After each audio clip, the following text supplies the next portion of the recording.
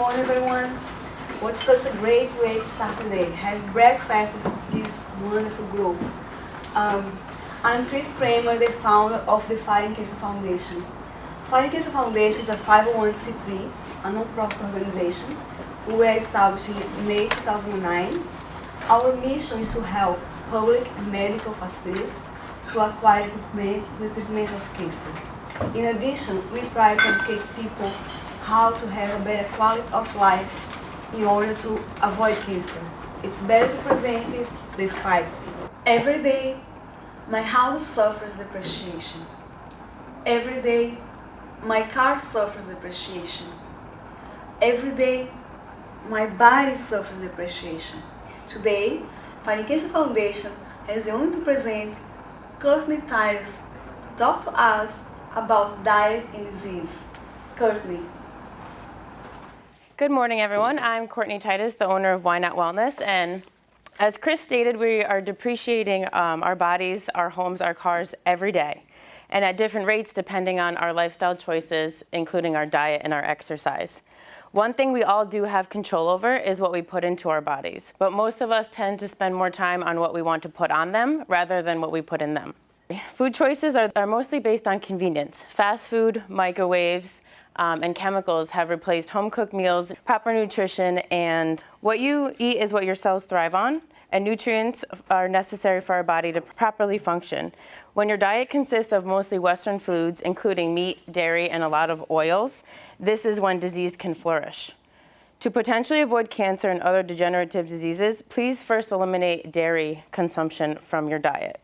Did you know that 2 glasses of milk each day can potentially increase the risk of prostate cancer by 60%? Calcium supplements also appear to have the same effect. Cow's milk is meant for a baby cow and is not meant to be consumed by a human being. No other mammal on this planet consumes another mammal's milk, making it an unnecessary part of the human diet. Second, you should avoid red and processed meats because these reduce the risk of colon and rectal cancer. 50 grams of a serving of processed meat, either 2 slices of bacon or 2 sausage links, can increase the risk of colorectal cancer by 21%. The overabundance of these essential amino acids in red meat and processed meats are believed to contribute to cancerous cell growth within the body. If you do consume meat, at least make sure that it's grass-fed and organic. High blood pressure, high cholesterol, heart disease, and even most cancers can potentially be avoided with the adaptation of a whole food plant-based diet. The first cause of disease is that cells are not getting enough nutrients, and that's what they need the most. And they're getting too many toxins, and this is when disease can accumulate. Most of our food supply is manufactured in a plant versus on a plant, and this is the biggest problem. These days, when we walk into a grocery store, everything is prepackaged.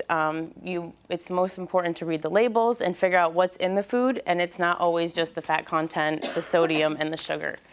Ingredients are the most important thing, and you should look out for ingredients you don't really understand, because those are the ones that are the most detrimental to your body.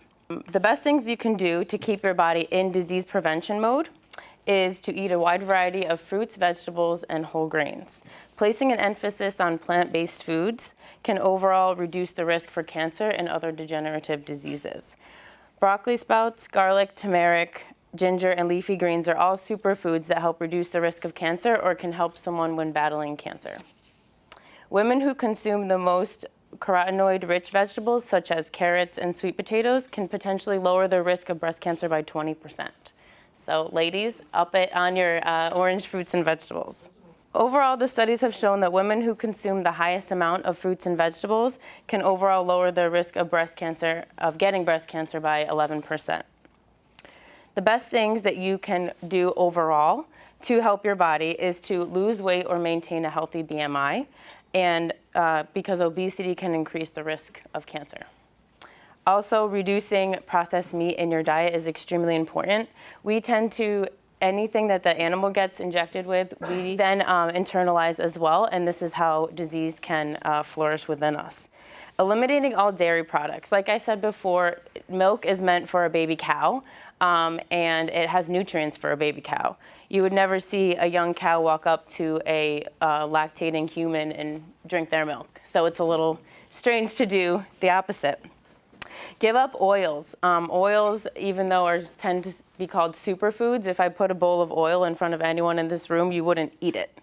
It's meant to be a condiment, but also they are 100% saturated fat, no matter what type of oil it is. So be conscious of that too, especially when trying to lose weight and on a diet.